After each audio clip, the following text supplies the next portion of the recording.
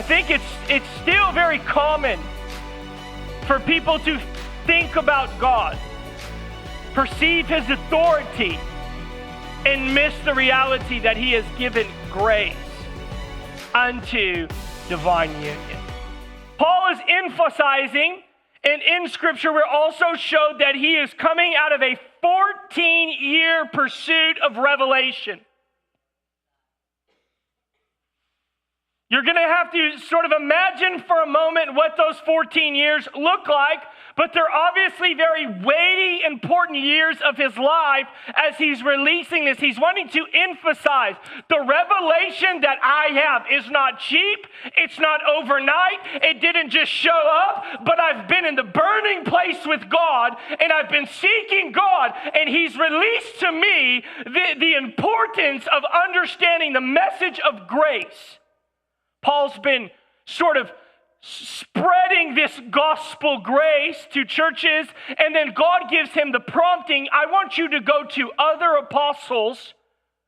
I want you to go to James, I want you to go to Peter and John, and I want you to go to them, and I want you to submit your message to them. I feel like God was wanting the Apostle Paul and other leaders in the church to get a really, really deep, emphatic imprint of the importance and the value of understanding the grace of God as the foundation of the gospel.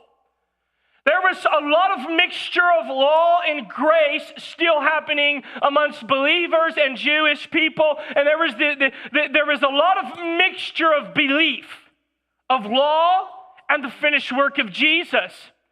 And the Apostle Paul wanted to emphatically impress that, and we would like to think that there's not that mixture today. We would want to believe that after some couple thousand years that we would be a people well oiled in grace.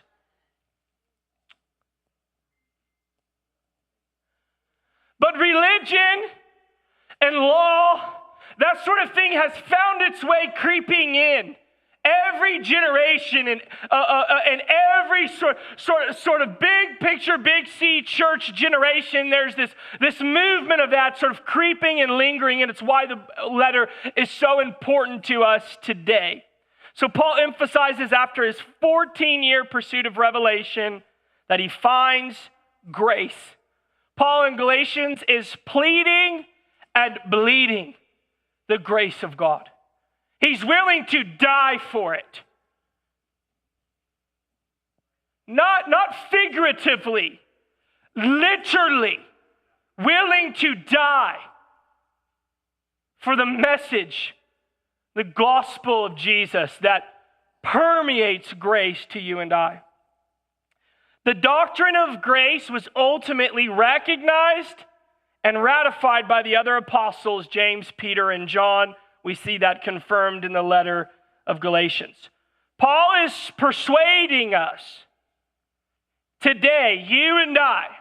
He's persuading us that there's a mystery, there's a divine treasure chest of the liberty of God in the gospel. He wants to liberate us into a place of great freedom.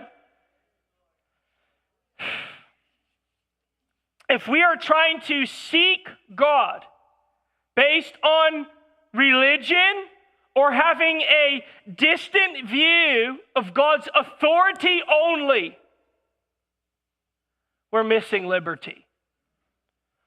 I think it's still very common for people to think about God, perceive his authority, and miss the reality that he has given grace unto divine union. That the invite is believe in Jesus because you'll have eternal security. Believe in Jesus because there's an eternal beauty awaiting. You'll be saved, receive salvation, made whole here and now, and that you'll be brought into the God design of man-God union. Anybody with me this morning? All right, I hope I'm laying it out, clear as mud. I'm doing all right. Thank you, Pastor Manny. He wants us to not miss on the beautiful liberty found in union with God.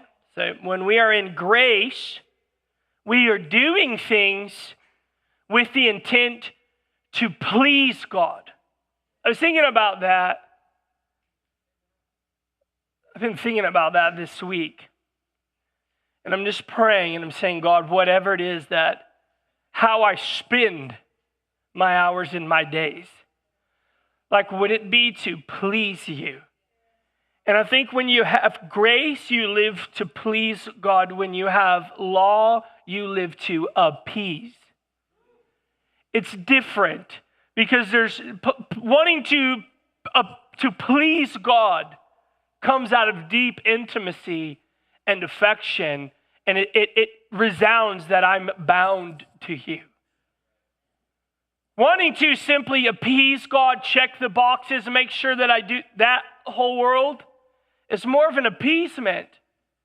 And I'm just moved and wooed in this season and saying, God, I want to move your heart.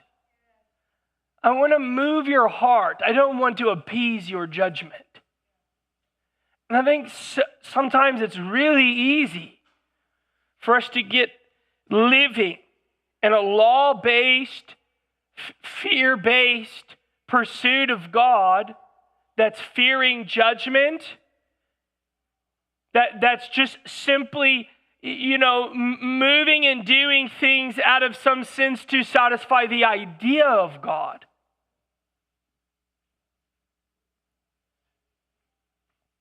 The idea of God.